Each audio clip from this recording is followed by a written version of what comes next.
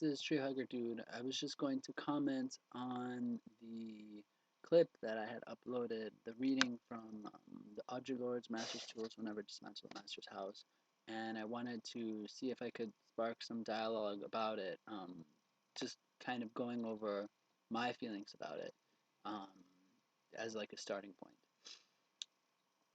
I feel like what she was saying makes a lot of sense. She wrote it like in the 60s, and it was a response to the second wave feminists, the second wave feminism and its inability or reluctance to talk about the intersections between class and race and age and sexuality and gender, and focus primarily on the interests of heterosexual um, white women.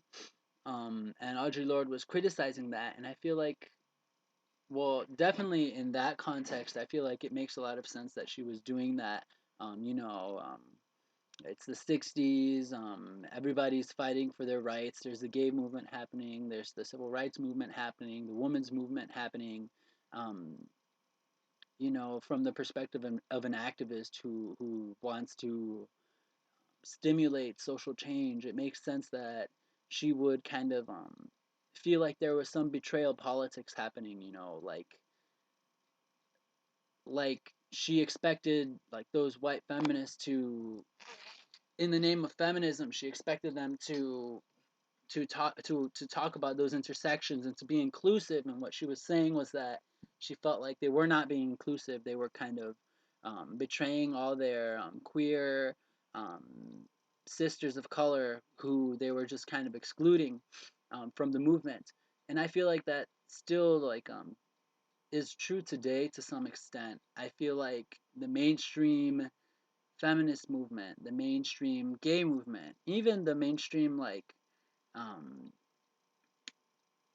environmental movement, I think it's very, very kind of skewed toward a perspective, a particular perspective. That's not necessarily the perspective of people of color. Um, I feel that um,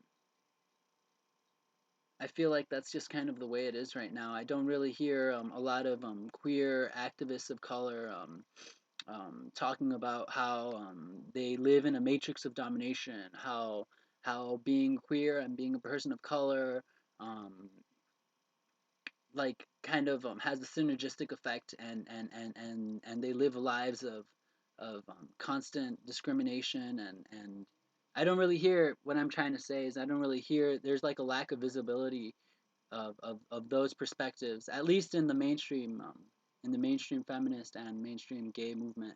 Um, I think, in my opinion, um, I guess those groups exist, but I feel like there's a lack of unity. I feel like what she was saying in her article in the Master's Tools Will Never Dismantle the Master's House. I feel like that still. I feel like I apply it to my understanding of those movements today, and I think of that, um, and I feel like it's still relevant. I don't know, maybe it's just me, but I'm Colombian American, so even though I benefit, as you can see, a light skin, I definitely benefit from white privilege. So I guess that's important to acknowledge.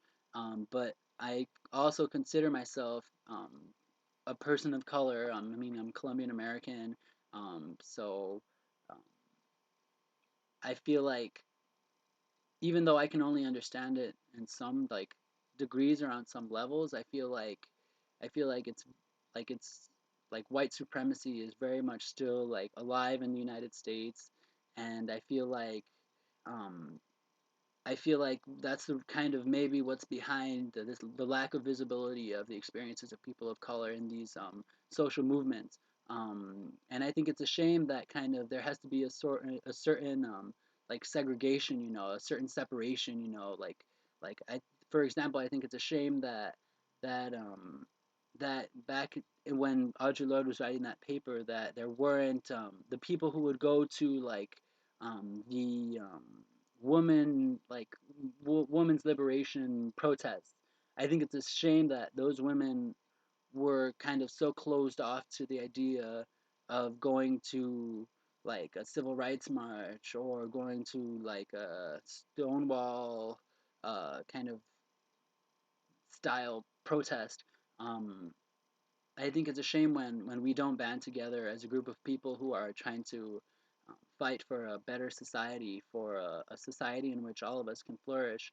Um, I just think it's a shame that sometimes queer people harbor misogynistic attitudes or racist attitudes, or, for example, people of color harbor homophobia and maybe ableism or ageism or different forms of discriminatory ideologies. I think it's a shame that we sometimes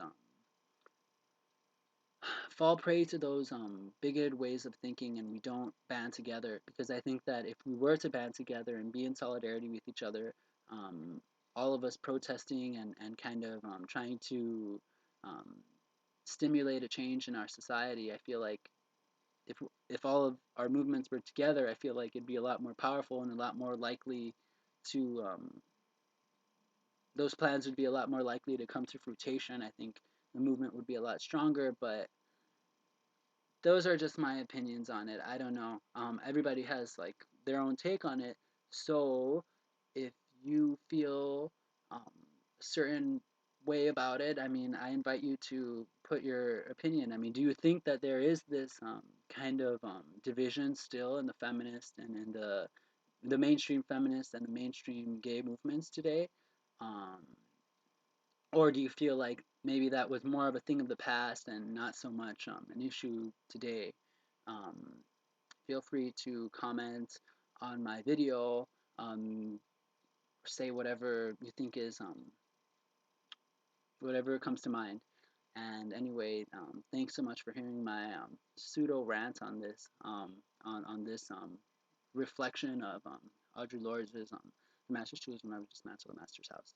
So thanks again for listening, and let me know what you think if you like. Uh, okay, talk to you later. Bye.